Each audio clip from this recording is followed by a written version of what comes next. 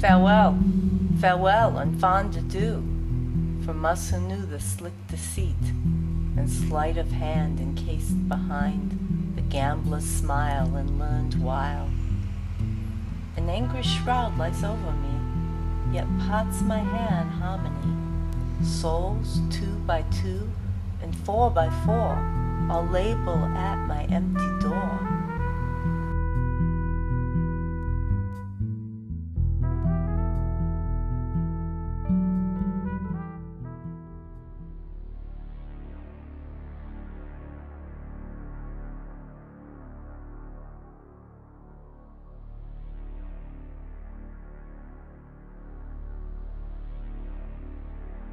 But they don't talk about us pioneers down here who's, fighting every day in the process of rebuilding this community.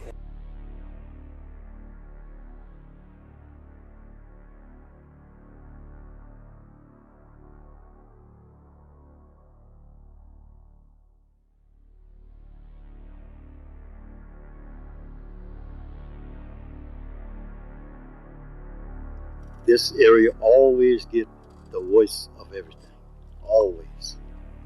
Okay, and I've heard people say about they blow the levees and this, that, and the other. Well, that remains to be proven. The majority of us here in this city is civilized people, is law-abiding people, and the only thing we want to do is rebuild our life and our community. That's all we asking for.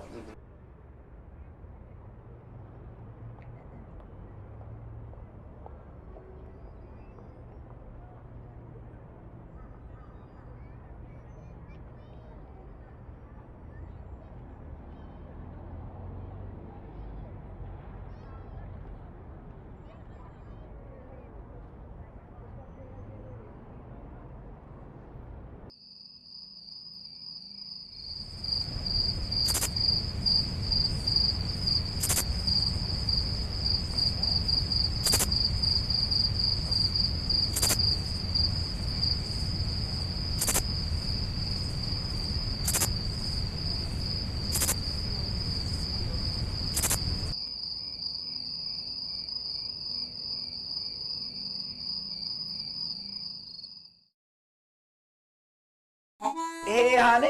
So how are you today? Well, I'm in the other part of the culture that keep that life going. You see, here in New Orleans, our culture activity is a marriage between the music and the people. And see, that's what people didn't understand after Katrina. They were wondering why we were saying we want to get back home. We want to get back to New Orleans because people around the country don't understand us. They don't understand our social way of life. When you walk by somebody, you speak to them. Yeah.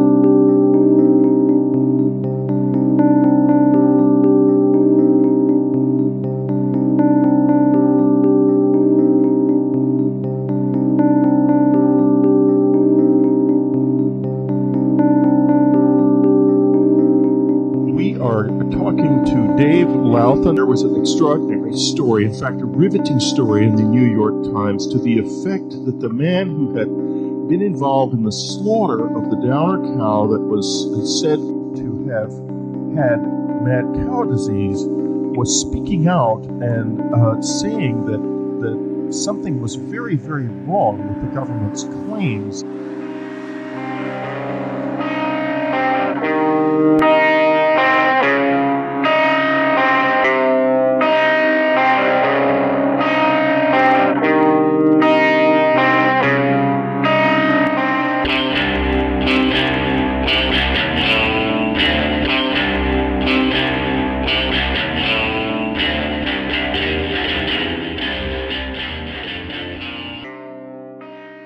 Asleep, and all of a sudden I heard there's a plane going into the World Trade Center, and I jumped up and I turned on NPR and listened to them, and I couldn't believe it. I said, this must be a mistake, this can't be real.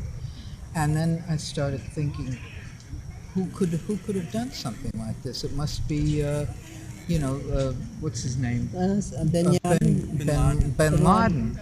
Or maybe Saddam Hussein, one of those people. And I thought to myself, what do they have to do to get young men to give up their lives for something like this? What do they tell them, aside from the religious part of it, get them to agree to do something as destructive and horrible as this? Hello, my name is Derek Johnson.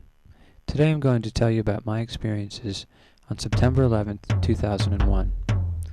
When I woke up, I knew today was going to be another great day to keep pursuing my dreams. After my shower, I grabbed my camera and headed off to work.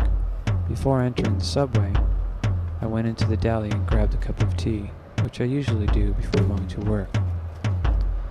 When I went to pay for my drink, I heard the radio saying, "There's been a terrible accident. A plane has crashed into the World Trade Center."